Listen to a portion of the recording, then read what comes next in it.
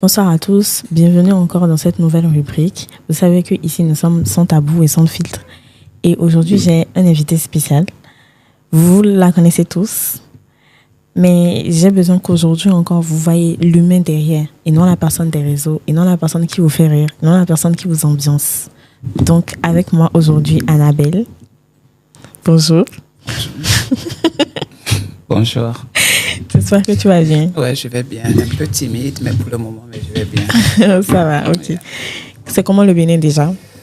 Le Bénin, c'est un pays d'accueil. J'aime bien. C'est la première fois. Et puis, mon expérience ici, c'est pas encore fini. J'ai encore quelques jours, mais je pense que c'est un pays que je pense que je revisiterai prochainement. Ah, ouais. T'as kiffé le Bénin là? Oh, ouais. Ok. Tout le monde te connaît déjà, mais je voulais savoir si tu peux te présenter. Si tu dois te présenter avec tes mots, comment tu ferais? Je me présenterai tout simplement comme un être humain, comme tous les autres.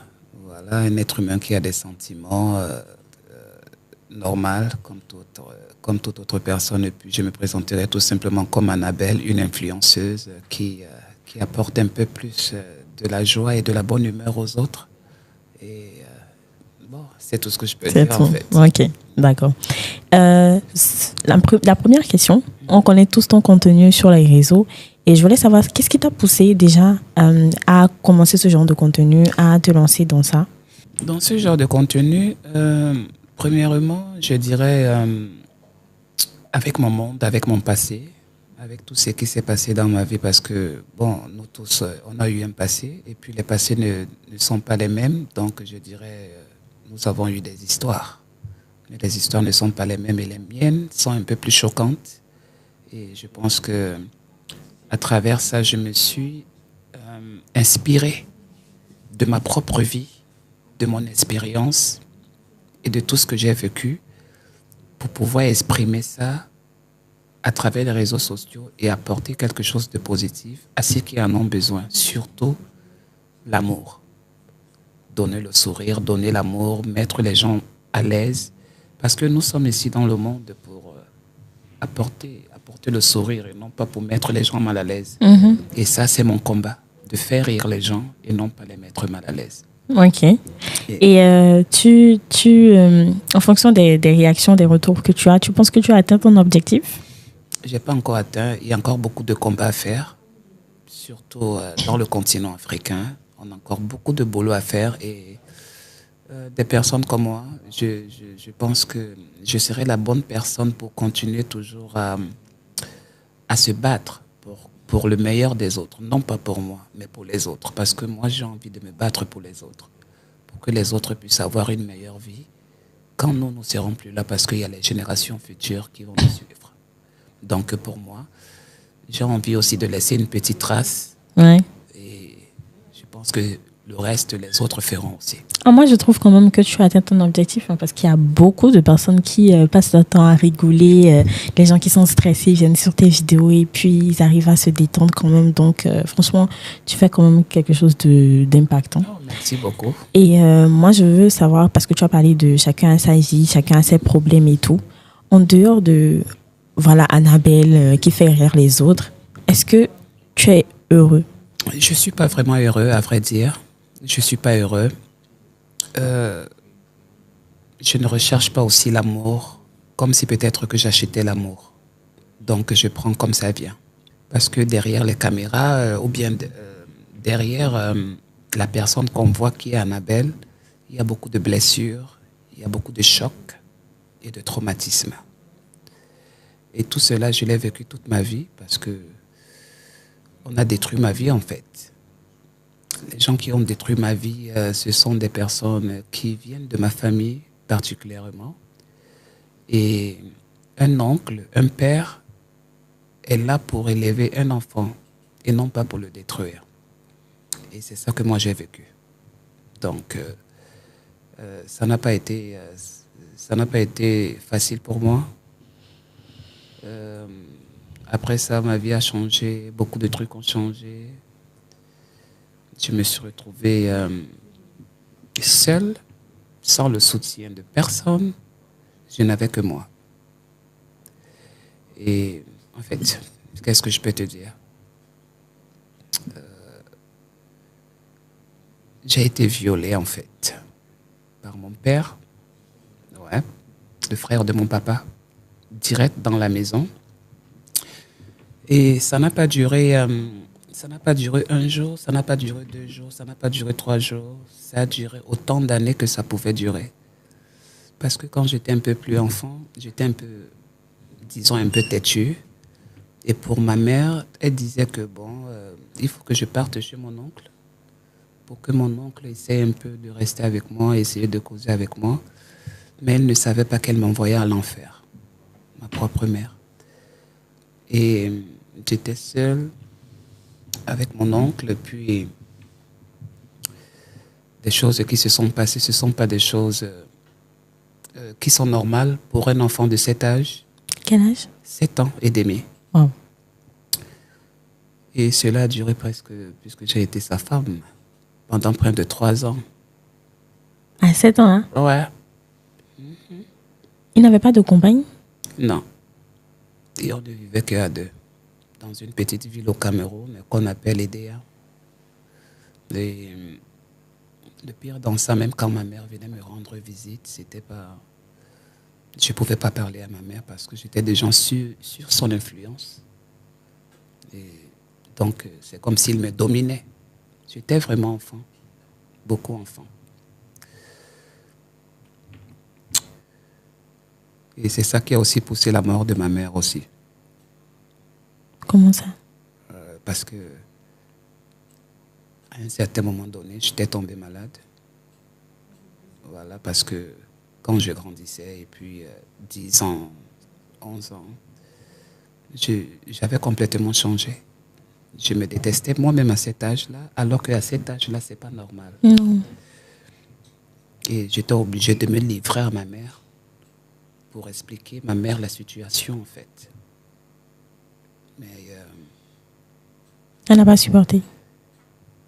il était trop tard, en fait. Il était vraiment trop tard. Et puis, c'est comme ça que... Je ne sais pas comment ça s'est passé. Et puis, on a appris un jour que, non, que la maison s'est brûlée. Et puis, ma mère est morte brûlée à l'intérieur. Comment ça? Ouais, au toute Cameroun. seule? Ouais, toute seule. On ne sait pas comment ça s'est passé. Voilà. Donc, Et toi, tu étais où? j'étais à Edea. Avec l'oncle, toujours? Edea. Avec l'oncle. À Edea. Mais ton père? Ton père même? Mon père est gabonais. Donc lui, il était au Gabon, c'est ça? Et moi, j'étais au Cameroun. Donc, c'est une situation un peu beaucoup très compliquée. Et je vis seulement avec les morceaux parce que j'ai perdu mon père, j'ai perdu ma mère. Est-ce que papa, avant de mourir finalement, est-ce qu'il a appris ce qui s'est passé, ce que tu as vécu? Déjà, papa était du style un peu homophobe, mais j'étais son enfant. Et puis, on n'abordait pas ce genre de sujet parce que même mon père, je ne l'ai pas trop connu parce que j'ai grandi entre le Cameroun et le Gabon.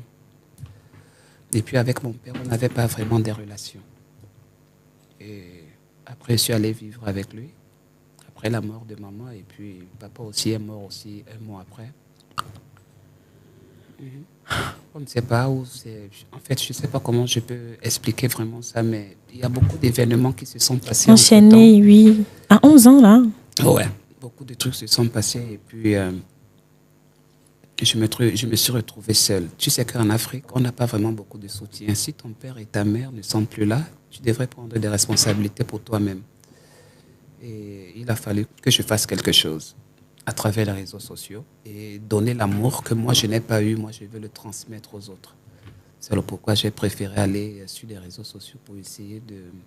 C'est une façon pour moi d'oublier tout, de communiquer avec les autres et puis pour que quelqu'un ne puisse plus vivre une chose pareille et de donner un conseil à toutes les familles qui disent toujours que voilà, je vais donner mon enfant à ma tante, à la sœur de mon frère. Mais on ne sait pas réellement ce que ces enfants-là peuvent... Si. Et pour moi, c'est ça mon combat sur les réseaux sociaux. Est-ce que selon toi, il y a un moyen de créer un certain lien avec les enfants. Enfin, ce que je veux dire, c'est qu'est-ce qui t'a manqué, par exemple, pour que dès que ça s'est passé la première fois, que tu ne puisses pas appeler ta mère ou aller vers elle et lui dire que voilà, on abuse de moi à la maison. J'étais enfant. Et puis j'étais sous l'influence. Nous avons des oncles qui sont un peu plus influents. Oui. Voilà, donc on peut dire un peu, il est trop tonton, il est trop méchant, il est trop dur. Et c'était un peu le genre d'oncle. Et on n'était pas dans la même ville. Ma mère était à Douala et mon oncle était à Edea, à 2 heures de là. Comme on peut dire. Voilà, Cotonou et puis Lomé. Oui. Donc c'était très dur. Et puis maman ne venait pas me voir constamment. Voilà. Et dans cette absence-là, c'est lorsque beaucoup de choses se sont passées sans pour autant qu'elle se rende compte en fait. Tu as dit que finalement, avant que l'incident ne se produise, que tu lui as raconté ce qui se passait, non? Qui c'est à maman? Maman, oui. Non. Maman n'a pas su jusqu'à... Elle n'a pas su. Jusqu'à partir. Okay. La maman n'avait jamais su quelque chose jusqu'au dernier jour de sa mort. Comment ça se passe? Après que j'ai vécu ce que j'ai vécu avec mon oncle, je suis revenu retrouver ma mère, ma maman. Je ne l'ai rien dit. J'étais déjà grand, j'avais déjà 10 ans, 11 ans. Quand je reviens de DA, et puis je reste avec ma mère, je commence à me rendre compte que je faisais déjà des petits jeux, j'aimais déjà les petits garçons. Je voyais ça comme une sorcellerie, mais pour moi, je me suis dit que ce n'est pas la sorcellerie, c'est tout simplement quelqu'un qui voulait détruire quelque chose. Ou une étoile qui... Parce que quand on me regarde, la vie que j'ai aujourd'hui, ce n'est pas normalement la vie que je devrais avoir. Je devais être normal comme tous les autres, normalement. C'est pourquoi j'avais dit que moi, je peux faire rester comme ça. Je m'habille en femme, mais je ne suis pas trans. Alors, quelques années plus tard, on a préparé mon billet. Ma tante au Gabon, la sœur de ma grand-mère, du côté camerounais. Elle vit au Gabon depuis plus de 50 ans. Alors c'est elle qui avait dit donc, elle a dit à ma mère que il est temps que cet enfant-là puisse aller reconnaître sa mère, son père au Gabon. Parce que mon père, on ne se voyait pas, on ne se connaissait pas. C'est comme ça qu'on a payé le billet. Je suis allé au Gabon. Je suis la sœur de ma grand-mère. En restant là-bas,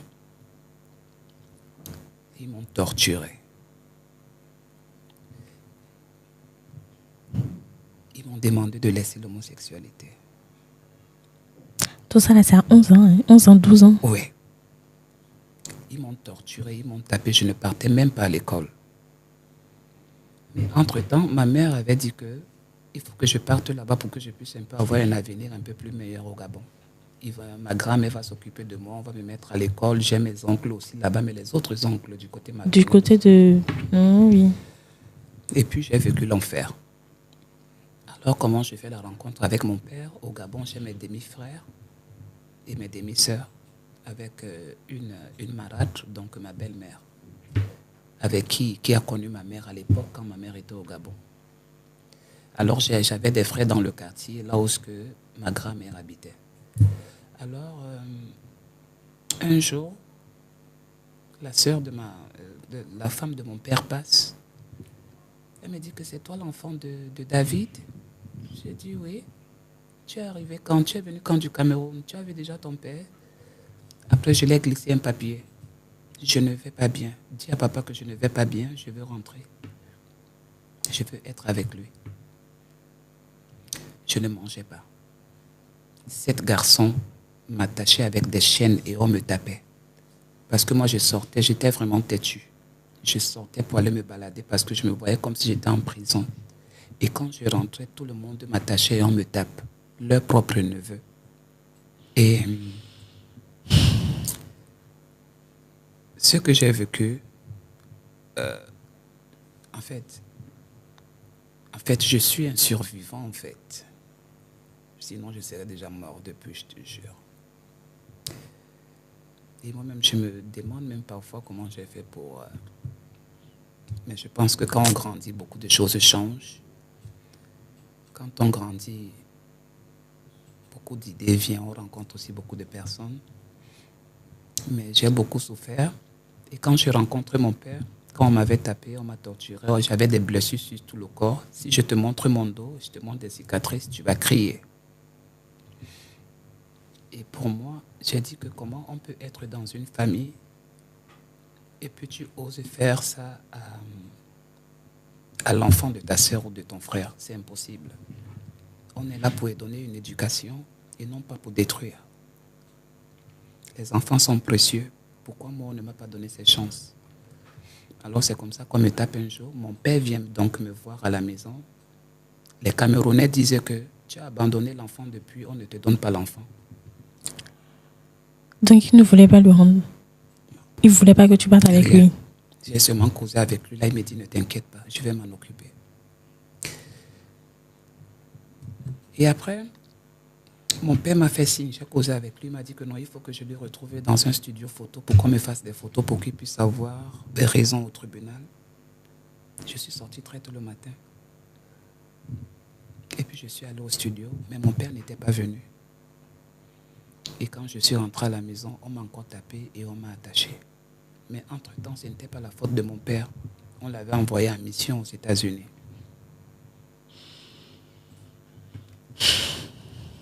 Alors, on fait alors le coup avec ma belle-mère. Il fallait que je m'enfuis de chez mes parents maternels pour que ma belle-mère me reprenne et m'amène maintenant chez mon père. Parce que mon père était connu beaucoup aussi. Il était chrétien, catholique. Comme ça que je me suis enfui. On m'a amené chez mon père. Je suis la troisième femme à mon père, avec qui mon père vivait en fait. Mhm. C'est la deuxième femme parce que ma mère était la première. Il y a eu une autre. Oui. On est arrivé là-bas. Il y a eu un peu de complications. C'est un grand garçon, on ne le connaît pas. Voilà. Oui. Quelle éducation que je vais lui donner? C'était mieux que son père soit là pour que son père l'amène lui-même. Mais madame, regardez-le. Regardez son corps. C'est votre sang. Comme ça qu'elle accepte. Comme c'était en novembre, en décembre, papa vient, ou en janvier, quelque chose comme ça. Mais je ne fais que 26 jours avec lui. Lui aussi, on l'avait empoisonné et il était mort. Mais, Ouais. Juste un mois que je l'attendais. Comme on s'était déjà vu, on a tout parlé. On avait déjà même causé parce que j'étais déjà à la maison. c'est quand il est rentré là qu'on l'a empoisonné? Oui, quand il est rentré. Quand il est rentré là, on a commencé à dire que bon, ok, tu es déjà un peu assez grand, je vais te trouver une formation que tu vas faire parce que je ne peux plus te mettre à l'école, tu vas faire le froid. Il est sorti avec ses amis un 26 janvier 1997. Et il était mort avec ses amis. On l'avait tué avec le poison avec le poil du tigre. Je ne sais pas comment ça se passe ces trucs-là. Et j'ai perdu mon père. Maintenant, la famille gabonaise du côté paternel, ils ne me connaissaient pas assez. On a cherché des richesses et on a chassé tous les enfants. Et moi, on a dit qu'on ne pouvait pas me prendre. Comme ça que je me retrouvais dans la rue. Ça, c'était quel âge? 97 peut-être. Là, je pouvais avoir déjà... si j'ai bonne mémoire, peut-être entre 18 et 19 ans. Hein. Ouais, 18 et 19 ans. Parce qu'il y a aussi des événements qui sont... Tu sais, la vie de quelqu'un, c'est comme un livre. Peut-être, je ne dirais pas peut-être certaines choses ici parce que c'est trop long. Oui. Mais je dirais quand même l'essentiel. Et c'est comme ça que j'ai tout perdu. Je me suis retrouvé dans la rue. J'ai commencé à me prostituer au Gabon. Parce que je n'avais pas de moyens, je n'avais pas aucun recours. Aucune personne ne voulait me prendre. C'est comme ça qu'avec tout cela, avec la prostitution, avec tout l'argent que je gagnais, c'est comme ça que je me décide donc de quitter le Gabon pour aller au Cameroun, pour aller faire le deuil de ma mère. Parce que je n'avais jamais vu son corps. Et c'était très dur. Et j'ai terminé le deuil. Ma grand-mère, elle vit encore. Jusqu'à maintenant? Oui, elle est là, mais beaucoup vieille. Elle ne m'aimait pas trop, mais après, elle a fini par comprendre quand je lui ai expliqué beaucoup de trucs. Et elle a compris, elle a vu tout le film. Et elle a dit à tout le monde le jour du deuil qu'elle ne peut pas me rejeter. Je suis son sang, sa fille n'est plus là et c'était sa fille unique. Et elle a dit devant tout le monde qu'elle demande pardon parce qu'elle m'a détesté toute la vie parce que j'étais gay. Et elle m'a embrassé devant tout le monde. Et puis on s'est séparés. Je lui ai laissé de l'argent, je lui ai dit que je pars en aventure. En aventure que je suis parti, j'ai traversé le Cameroun, Niger, Nigeria, Algérie, Maroc. Et du Maroc, j'ai fait là-bas 5 ans. Et après, plus tard, je viens aux États-Unis. C'est comme ça que c'est comme ça que toute ma vie s'est passée. J'ai tout perdu. Tout. Est-ce que tu ne penses pas que si tu as pris cette route-là, si tu es devenu gay en soi, c'est à cause justement des viols que tu as subi durant toute ton enfance, pendant 3 ans quand même, à être violé par ton oncle? Est-ce que tu ne penses pas que ça a quand même poussé à faire ces choix-là, d'une manière ou d'une autre? Est-ce qu'avant d'arriver chez lui, tu avais déjà une attirance pour les hommes? Jamais. Donc, c'est ce qui s'est passé en soi, quand même, qui t'a... En fait, en termes de sexualité, c'est tout ce que tu as connu. C'est ça. Tout, puisque j'ai jamais connu des femmes. En fait, je suis sortie avec certaines petites copines, mais c'est comme si je ne n'éprouvais pas de plaisir, en fait. Tu vois, on va un peu préserver un peu la pudeur, mais j'avais jamais ressenti quelque chose avec des femmes. Et du coup, je t'assure que non, je me suis toujours posé la question de pourquoi je suis devenue comme ça. J'ai jamais connu comment je suis devenue comme ça. Subitement, pif, j'ai commencé à aimer les hommes. Mais c'est à cause des viols. Mais c'est à cause de ce qui s'est passé. Mais ton oncle, est-ce que il est gay, lui? Puisque s'il le faisait, ça veut dire qu'il est gay. Donc jusqu'à présent, il ne s'est pas marié, il n'a pas eu d'enfant, il n'a pas de femme, rien? Il est toujours bien en vie. Jusqu'à maintenant? Il est là. La mauvaise graine ne meurt jamais, hein? Il est bien là, mais les relations ne sont plus les mêmes. Mais moi, j'ai été détruit. Il ne s'est jamais excusé jusqu'à présent? Rien du tout, et puis on ne s'entend même pas. Et puis le reste de ses sœurs, les oncles, tout le monde, la majorité aussi sont aux États-Unis. Quand je suis arrivé pour trouver un peu d'orientation, tout le monde m'a tourné le dos. Ils ne veulent pas de moi. Même les sœurs de mes oncles, voilà, les frères, personne ne veut de moi. Parce qu'ils disaient que non, j'ai saboté la famille. Alors que c'est à cause de lui. Merci. C'est juste une façon de protéger les frères, en fait. Mais... Donc les autres savent, les autres frères et autres, ils savent ce qui s'est passé. Toute la famille est déjà au courant. Mais ils n'ont jamais vraiment dit comme ça, là, que non, là, ce que tu vois là, on l'a condamné ou bien on fait une réunion de famille, rien. Tu connais la famille africaine, non? On a laissé, on a négligé, et puis c'est comme ça. Et les enfants ont grandi avec des traumatismes. On voit quelqu'un marcher, on voit que non, voilà, il va bien, il se porte bien, alors que c'est quelqu'un qui a plein de choses dans sa vie. Et non pas quelqu'un qui est un danger pour quelque chose. Et c'est ça que je suis. En quelque sorte, rechercher l'amour des autres aussi, mais d'une autre façon. Est-ce que tu arrives à trouver cet amour-là? Cet amour? Depuis le temps, est-ce qu'à un moment donné, tu t'es senti aimé par des gens? Oui, je me suis senti aimé parce que dans le monde des réseaux sociaux et dans le monde numérique, j'ai vu beaucoup d'amour, comme beaucoup de haine aussi. Mais beaucoup de personnes sont avec moi parce que beaucoup ont compris mon histoire, en fait. Et ils la connaissent. Et les gens qui me connaissent aussi personnellement ont vécu quelque chose de pareil. Et les gens voudraient m'accompagner pour me dire que je ne suis pas seul, quel qu'en soit que non, le temps est passé. Et juste que ça a été dur. Ouais, très dur. Et je recolle les morceaux en grandissant, en vieillissant.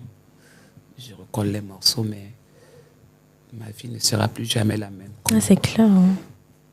Mais tu es resté quand même dans un pays très développé. Pourquoi tu n'as pas pensé à prendre un psychologue? Parce que c'est quand même important, la santé mentale.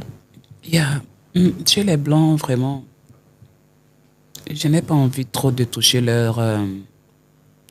voir les psychologues. Pour moi, je me dis que non, ils vont encore empirer et réveiller trop de souvenirs. En fait, je ne les ai jamais fait confiance, en fait. Parce qu'en Afrique, nous, on n'a pas trop connu les psychologues. On connaît que quelqu'un peut te prendre, ou bien l'une de tes tantes peut te prendre pour t'encourager, ou bien pour te donner la force. Mais être avec un psychologue, je n'ai pas trop fréquenté ces personnes-là en 10 ans aux États-Unis. Mais de toute façon, les souvenirs, ils sont là. Qu'ils soient réveillés ou pas, ils sont là. Et d'une manière ou d'une autre, ça continue d'agir dans ta vie. Tant qu'on vit, notre passé ne va jamais cesser de nous suivre. Oui, c'est ça. Et c'est ça qui s'est passé. Mais bon, je me remets de mes blessures. Et puis, je suis déjà adulte maintenant. Le passé reste le passé, mais il reste là. Mais je survis, tout simplement. Celui qui m'aime, il m'aime. Celui qui ne m'aime pas, pas l'amour du sexe. Donc l'amour normal entre êtres humains. Parce que des personnes beaucoup comme nous sont beaucoup rejetées, mais beaucoup de personnes ne connaissent pas leur histoire en fait. Parfois on devrait aussi donner la parole aux autres, de les entendre, de les écouter. Chaque personne a quelque chose de souvent à dire. Mais on n'a pas cette opportunité-là dans le continent africain d'écouter un peu plus les autres. Ah, c'est vrai. Et voilà un peu tous les facteurs qui me poussent encore, qui me donnent encore plus de courage à m'asseoir et à continuer à me battre pour les autres. Ouais, c'est justement pour ça qu'on fait ce qu'on fait là maintenant, parce qu'on a besoin d'entendre ton histoire, ce qu'il y a derrière. Parce que je trouve que les gens te voient beaucoup trop comme le clown de service. Mais derrière, c'est une personne quand même qui a du vécu, qui a une histoire, qui a des sentiments. Je ne sais pas si tu es déjà tombé sur des homophobes face à face, si tu as déjà vécu de la haine. Sur les réseaux, c'est une chose, oui, mais en face à face, dans la vraie vie, est-ce que tu as déjà été victime de ça? Ouais, j'ai été victime plusieurs fois de ça, surtout au Cameroun. Au Cameroun, j'ai été battu, j'ai été agressé. Et non plus de cela, j'ai aussi fait la prison, 5 ans. Non, battu et agressé, là, c'est pas par ta famille, là. À part non, ça, il y a encore d'autres personnes? Bien sûr, bien sûr. Au Gabon, des gens qui te croisent dans la rue comme ça qui... Oui, on t'attrape et puis on te tape. Nous sommes africains, tu connais. Et au Cameroun et au Gabon, c'est très fréquent. Beaucoup fréquent même. Parce qu'au Gabon, le Gabon est comme le Bénin. Il n'y a pas ça dans le code pénal du Gabon que l'on doit condamner les homosexuels. Donc il n'y a pas de loi pour eux. Mais par contre, nous sommes à la portée de la population. Des personnes mal intentionnées, je pourrais citer, je pourrais dire.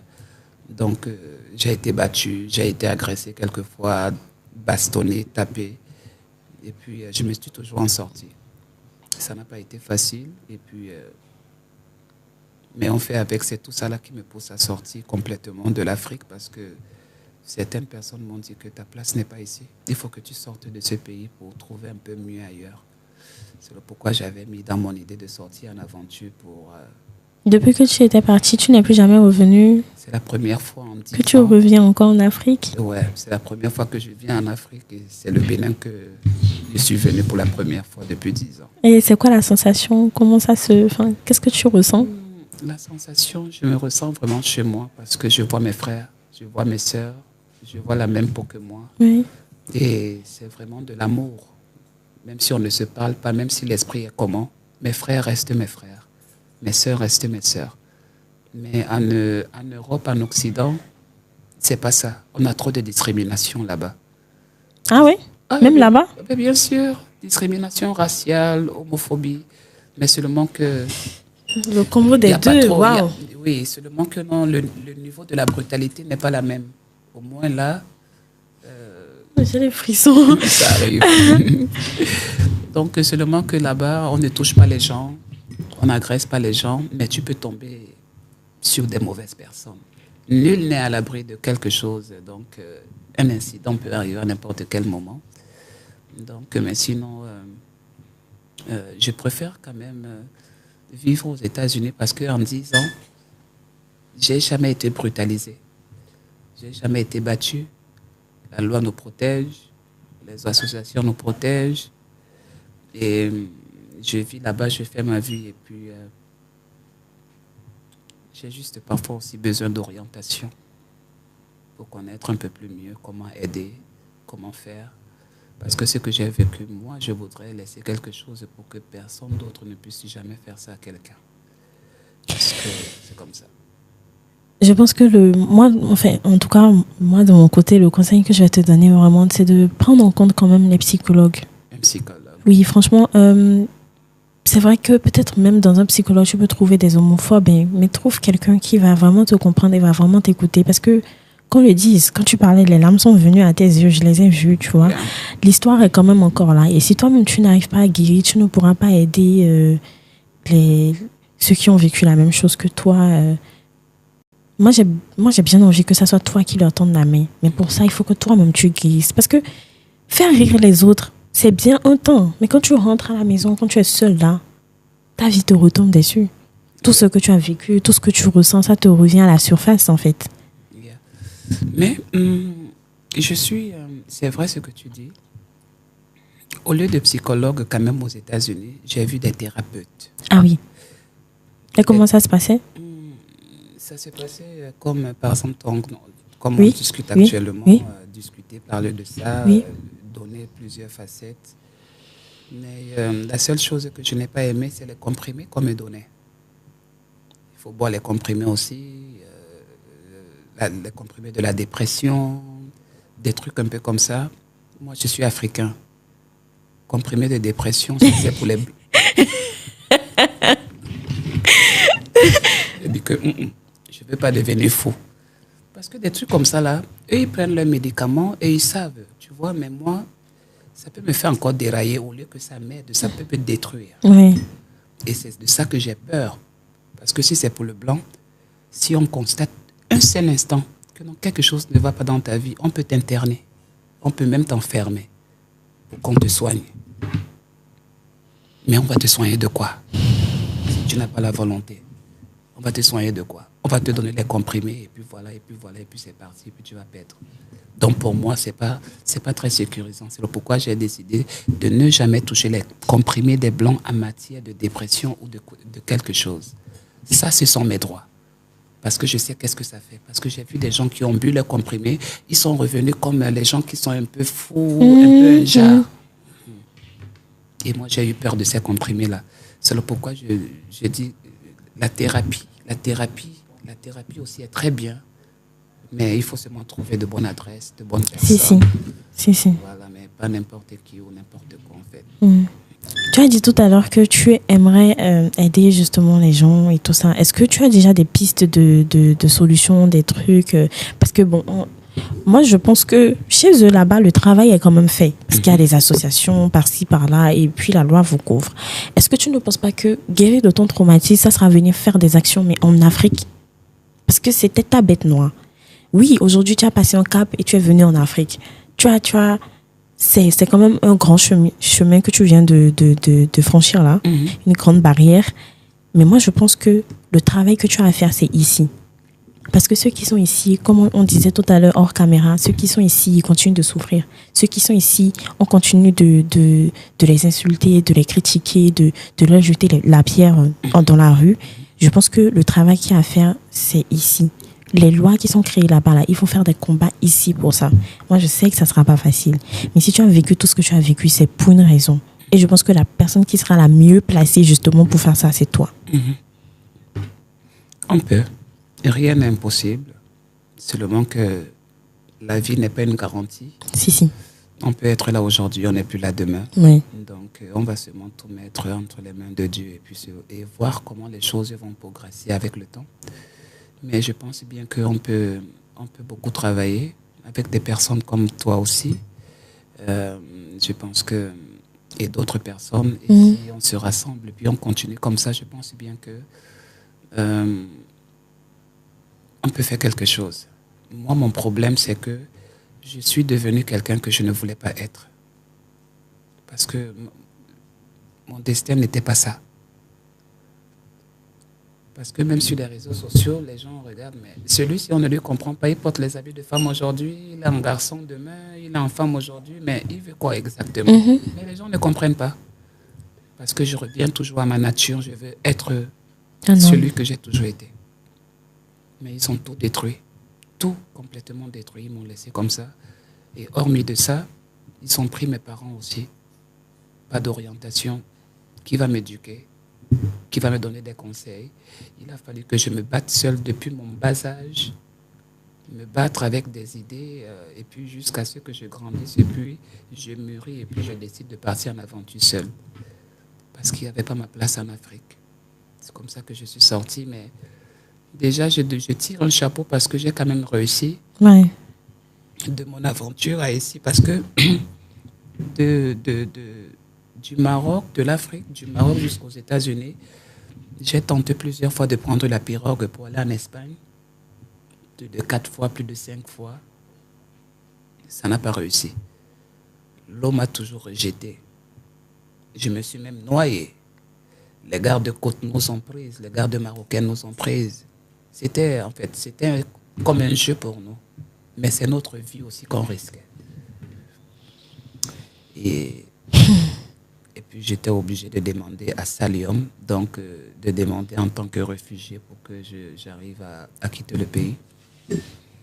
Et puis ça m'a coûté beaucoup de temps, 5 ans. Mais j'ai quand même réussi à entrer et puis à faire un peu ma vie. Donc on a encore beaucoup de travail à faire, mais je ne lâcherai pas tant que je n'ai pas encore atteint l'objectif principal. De toute façon, tu es déjà sur la lancée. Et comme on le dit, tu fais le travail d'abord sur toi. Et parce que tu es passé par le processus, tu sauras bien comment aider les autres également. Mais tout de suite, moi, j'ai eu 2 questions. Tu as dit à un moment donné que tu t'es prostituée. Ben, ça veut dire quoi? C'est des hommes qui venaient vers toi? Je me suis prostituée. Ce sont des hommes qui venaient vers moi parce que il fallait que je les fasse certaines choses. Et puis, mais, voilà.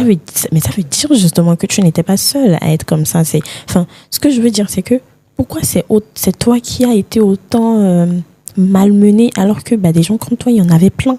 Oui, des gens comme moi, il y en avait plein, mais c'est comme je disais aussi auparavant, chaque personne a son histoire. Ouais. Les histoires ne sont pas les mêmes. Ça dépend comment ça s'est passé. Les familles ne sont pas les mêmes. Ça dépend de l'éducation. Ça dépend de beaucoup de trucs, de l'environnement et le cercle dans lequel nous avons grandi.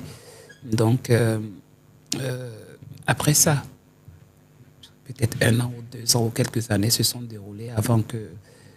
C'est pas que c'était du coup. Parce qu'il fallait que je guérisse d'abord de mes blessures. Et de me remettre sur pied. Mais après ça... C'est incroyable parce que j'ai toujours aimé les hommes. Je n'ai jamais compris ça, franchement. Je n'ai pas de réponse moi-même pour ça. Moi, je pense que c'est...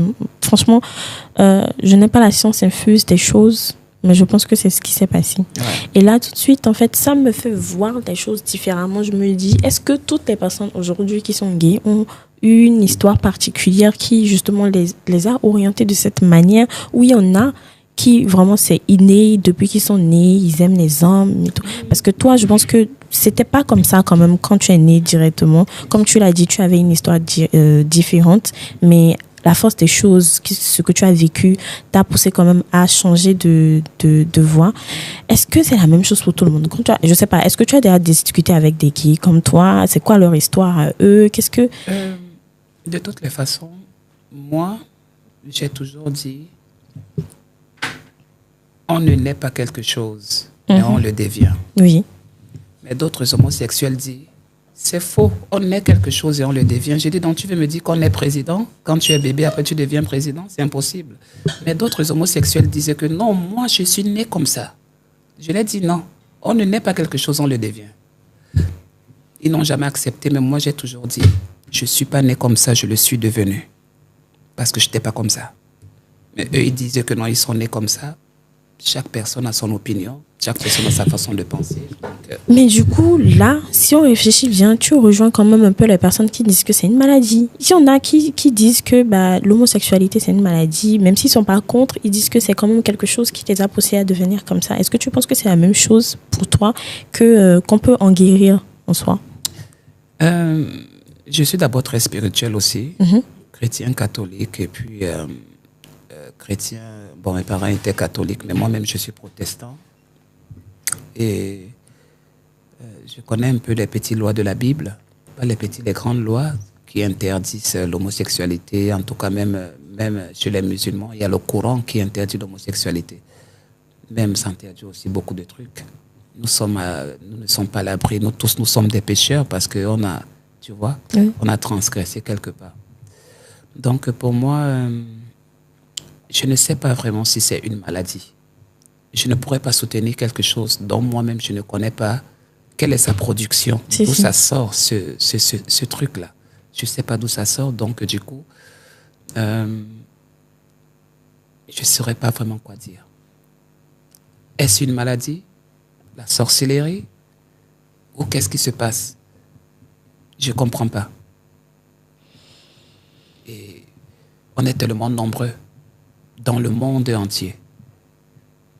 Alors, leur histoire est comment? Ils sont nés comme ça? Il y a certains qui ont eu des traumatismes aussi comme moi. Qu'est-ce qui se passe? Donc, je me pose beaucoup de questions et beaucoup.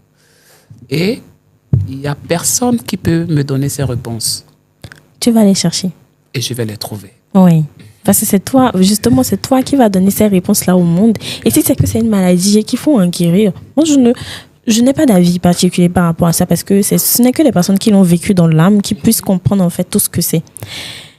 Mais si c'est qu'il faut avoir une réponse à ça, c'est toi qui le sauras. Si c'est que c'est une maladie et qu'il faut en guérir, c'est parce que tu cherches, c'est parce que tu te poses des questions que tu vas découvrir et tu pourras aider justement les gens. Merci, je l'espère bien. Oui.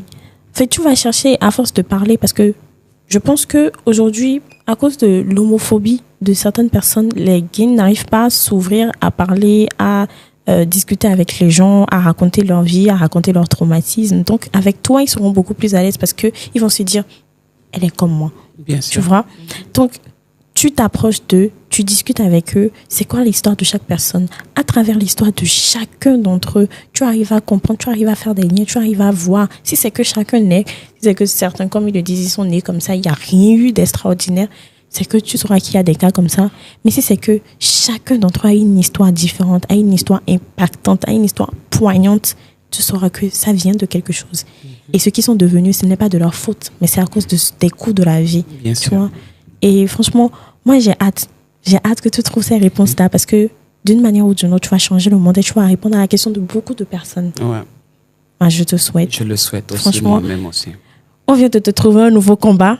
Merci. Un nouveau combat de trouver la réponse à ces questions-là, de pouvoir discuter avec les gays. En plus, ils te suivent, ils t'admirent, ils t'adorent beaucoup. Donc, tu auras cette facilité-là à discuter avec eux et... essayer de faire quelque chose. J'espère que la prochaine fois qu'on va se voir, ça sera avec justement ces réponses-là. Plaisir. Je l'espère aussi. Wow. Bon, je pense que moi, j'ai déjà eu ce que je voulais. Je voulais voir l'humain derrière et moi, je l'ai vu. Bien sûr. Le pourquoi, justement, tu t'habilles en homme, tantôt en femme et tout ça. Moi, j'ai compris aujourd'hui. Bien. Et on va s'en arrêter là. J'espère qu'on aura une suite, évidemment, comme on l'a dit. Ça sera justement avec les réponses à ces questions. Moi, tout ce que j'ai à dire maintenant, c'est est-ce que tu as un mot, non seulement aux personnes trans, aux personnes gays, aux autres également qui sont homophobes et tout ça. Enfin, si tu as un message impactant, un message poignant à donner à ces personnes et également aux personnes qui ont eu un vécu lourd, des gens qui ont été traumatisés depuis l'enfance, est-ce que tu as quelque chose à leur dire?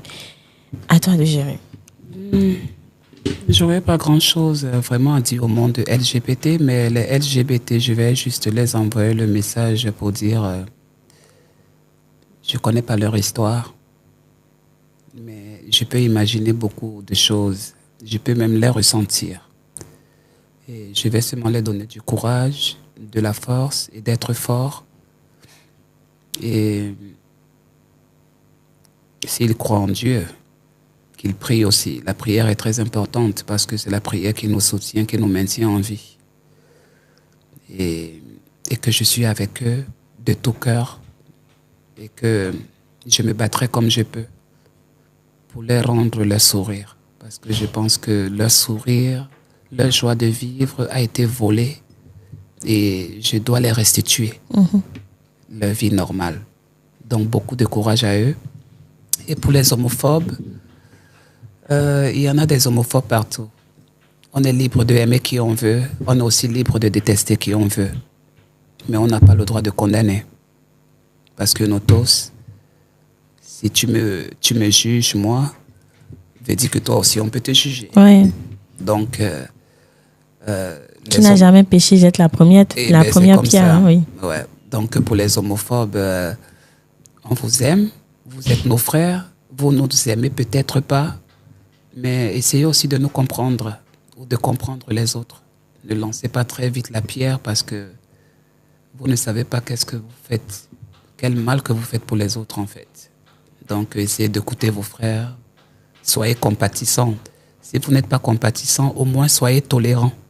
La tolérance est très importante. Parce que quand tu tolères quelque chose, quelqu'un qui tolère quelque chose, donc veut dire que celui-là, il peut donner de l'amour à son prochain. Donc ne détestez pas vos frères parce qu'ils sont gays, mais cherchez plutôt à les connaître. Parce que j'en suis sûr, ils ont envie de vous dire quelque chose. Parce que chaque personne a envie qu'on l'écoute. Chaque personne a besoin d'un câlin. Câlin dans quel sens? J'ai besoin que tu m'encourages. J'ai besoin que tu me donnes de la force. Et non pas que tu viens assombrir mon esprit pour me tuer encore plus. Alors, mon combat est pour ce fait. Donc, c'est tout ce que je peux dire en fait. Merci. Le plaisir est partagé. Je dis merci, mais surtout merci pour la personne que tu es.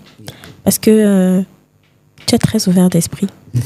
Ouais, je suis beaucoup très ouvert d'esprit et très fort. Beaucoup. Parce que ce n'est pas pour mettre l'idée dans ta tête, mais beaucoup auraient déjà succombé. Beaucoup seraient déjà partis, beaucoup auraient déjà laissé tomber. Et je pense que si tu es encore là jusqu'à présent, c'est pour une raison. Vraiment. Et moi j'ai ma raison, j'ai la raison dans la tête. Et j'espère que tu vas y arriver. J'espère que Dieu te prête l'envie pour que tu atteignes justement ces objectifs-là et que tu puisses laisser l'impact que tu veux laisser sur Terre. Oui.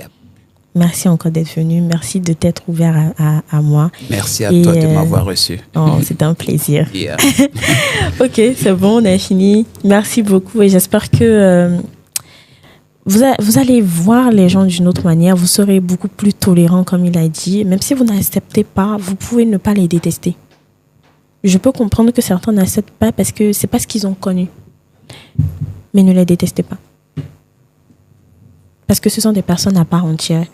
Essayez de donner de l'amour partout où vous passez, tout simplement. Voilà. Merci.